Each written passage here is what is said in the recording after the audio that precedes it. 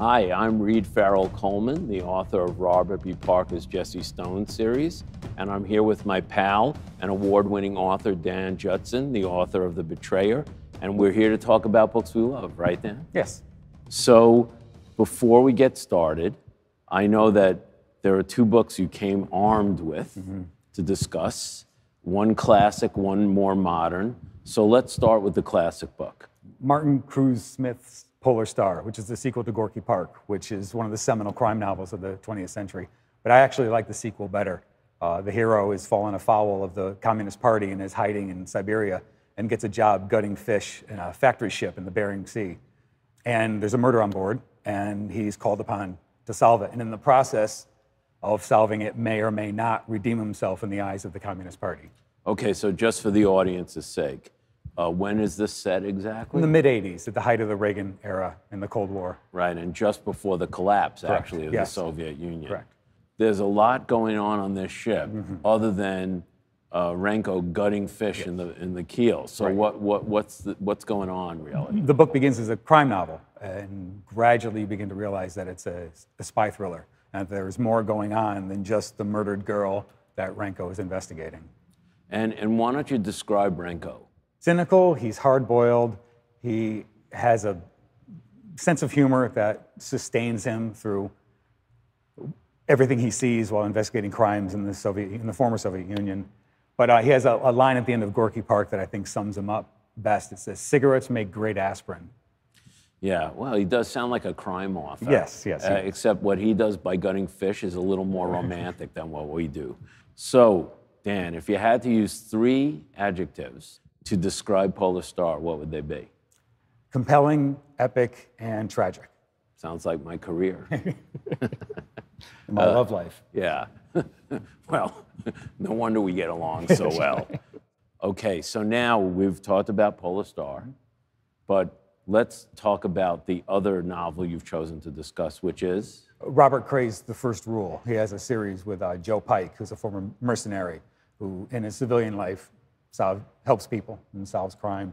If you really like a good old-fashioned hero, Joe Pike is your man, because there's nobody better at saving the day and crushing the bad guys than 6-foot-tall, 220-pound Joe Pike. It's an interesting thing when you say he's like your hero, but you said he was a mercenary. Yeah, he's a former mercenary. Former mercenary. Right. So what's the deal with that? The great thing about Joe Pike is he's a catalyst hero. He's not a hero that arcs. He's a hero that brings about changes in other characters. And he doesn't have a dark side. He doesn't have demons. He's completely at peace with what he's done and what he has to do to save lives.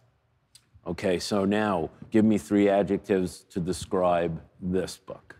Fast-paced, satisfying, and actually touching.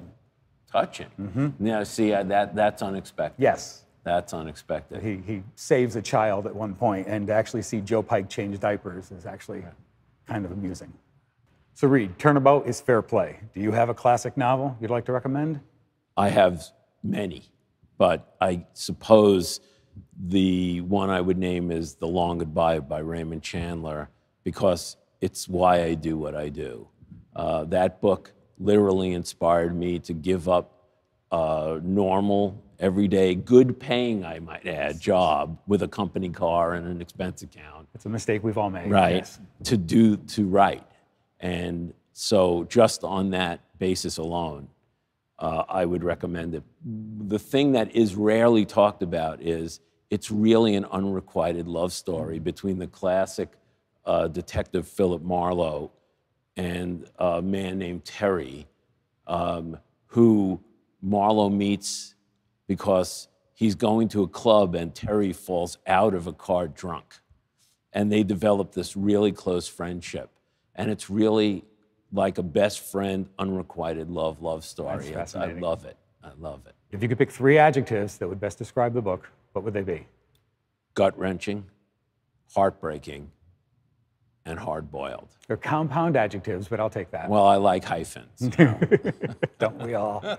Do you have any more recently published books that you would like to recommend? You mean other than mine? Well, of course. Or mine. yours, yes. Preferably mine. But, Yes. You know. that's tough for me because I have so many friends and so many people I'm fans of, you know, Dennis Lehane and Megan Abbott and Peter Spiegelman, the list that goes on. But I guess the person whom I would name is a Daniel Woodrell. And the book I would pick would be Winter's Bone.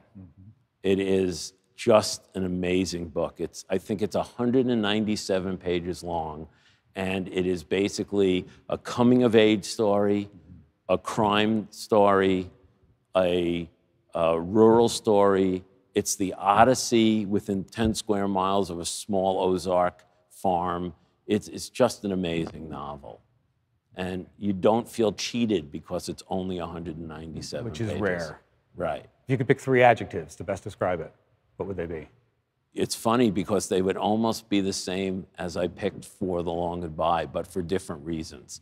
But let me try. Eye-opening, heartbreaking, and inspiring. Thanks so much, Dan. This has been great. I'm Reed Farrel Coleman, author of Robert B. Parker's Jesse Stone series. This is Dan Judson, my pal, the award-winning author of The Betrayer, and we've been here talking about some books we love for Kindle Most Wanted. Thank you.